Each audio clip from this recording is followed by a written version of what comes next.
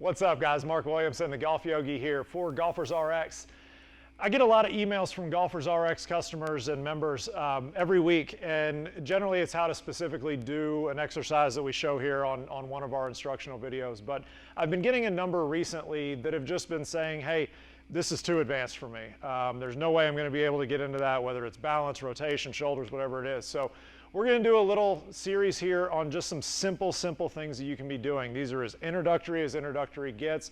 Hopefully you're going to find some things that start to get you moving better. These are for people who have something replaced, something surgically repaired, some underlying issues, or maybe you just haven't been active in a while and need to get the body moving a little bit. So for anybody that does have any sort of a replacement, any sort of major surgery, shoulders, hips, whatever it is, be sure to talk to your doctors before you try any of these on your own if you're concerned at all about the way your body moves with them. So today we're going to start with shoulders, guys.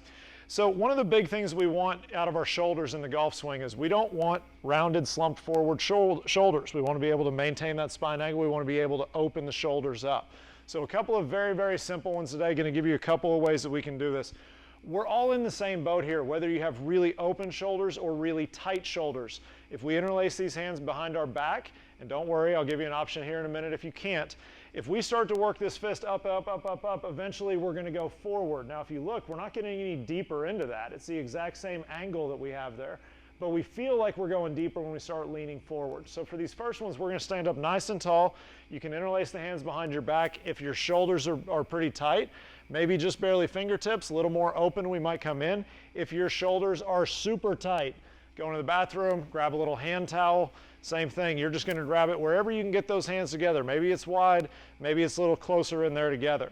And all we're going to work here, guys, from that interlaced position or from holding that towel is inhale up and away from the butt, exhale right back down. Inhale takes us right back up, exhales right back down. Now, guys, I have seen people say, I can't even do that, all right? And I understand that.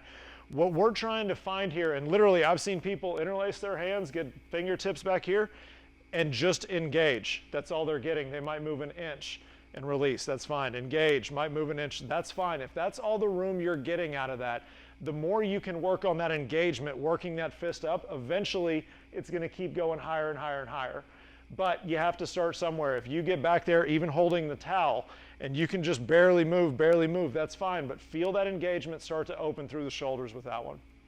Another one we've got for the shoulders, guys, that I like, simple sways. You don't have to do a whole lot with these. Two different ways to do these. First ones, we're going to go thumbs facing down. So when these hands come back behind us, the palms will be facing in towards each other. Thumbs are going to face down or in towards us.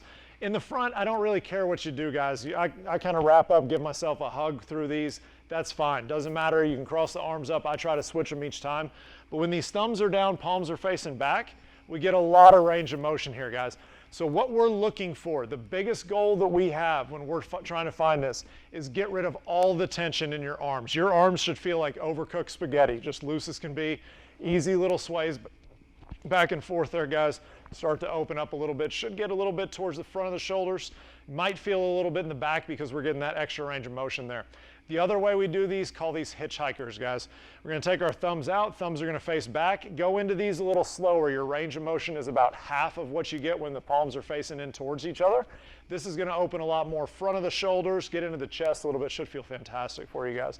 So easy sways, again, getting rid of all that tension, starting to open up those shoulders. The last one I've got, guys, I love to use my golfer's toolbox for this. You can also use a broom handle. If you don't have anything else, you can use a driver. That's fine. I'd like you to have something a little bit more substantial, a little thicker to hold on to here. Just call these bus drivers, guys. So right here, just going to start to rotate around, bring it right back around.